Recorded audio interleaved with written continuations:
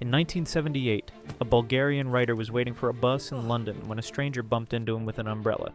The man apologized and walked away. Within hours, Georgy Markov was burning with fever. 4 days later, he was dead.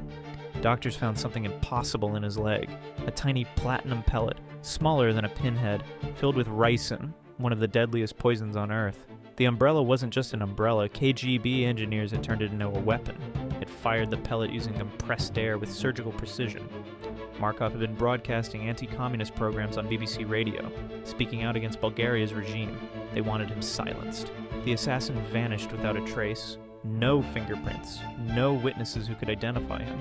But Soviet defectors later revealed the truth. The KGB had perfected this method. Multiple targets across Europe, all eliminated with modified umbrellas, in broad daylight, in the heart of London. A man was murdered with a weapon disguised as something completely ordinary. The umbrella killer was never caught.